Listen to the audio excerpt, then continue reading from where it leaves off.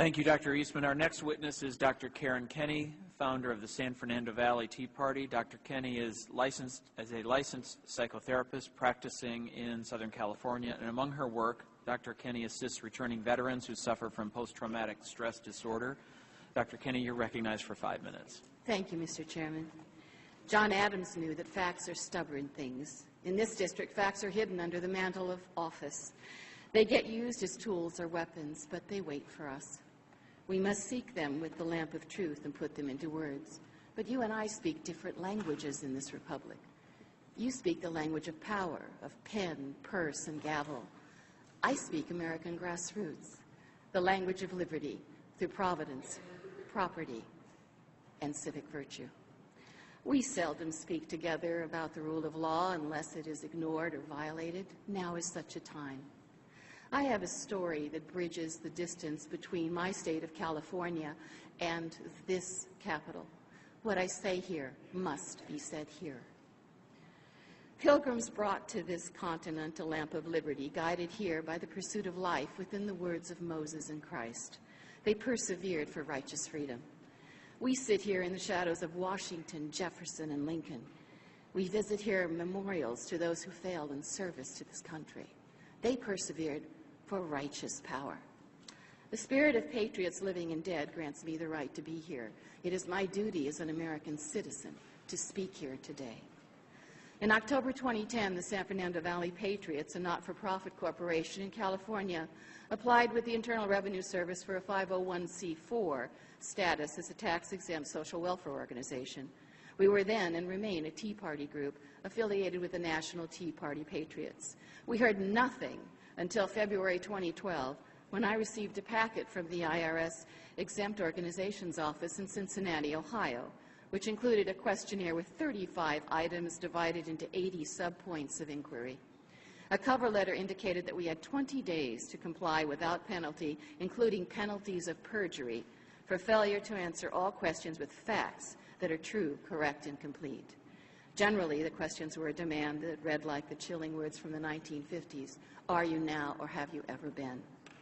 The IRS sought documentation of our meetings, rallies, events, or candidate forums. That included video and audio transcriptions, notes, copies of all handouts, the political parties of speakers, and an issues list. The IRS sought identifying information on employees, data on volunteers and members, plus employer identification numbers on businesses with which we associate. These are our donors. They have names. Mike, the printer, who gave us a discount on handbills. Dee, the beauty consultant, who donated posters for our tax day rallies. And Greg, the electrician, who made a stand for our 9/11 banner out of pipes and wires. The IRS sought EINs and details on our association with tax-exempt organizations. These are our teachers. They have names: the Heritage Foundation, Freedom Works, and the National Center for Constitutional Studies, where we learn American history. The Tea Party Patriots, where we learn grassroots skills. And the West Valley Food Pantry, our charity. The IRS sought details of communications with our legislators. Even in Southern California, that is protected free speech. My personal favorite was question number 33, which in relation to protests asked for a listing of our, quote, committed violations of local ordinances, breaches of public order, or arrests, then requested details on how we conduct or promote illegal activities. I think the IRS needs to fix its labeling machine. We're the San Fernando Valley Patriots, not Occupy Oakland.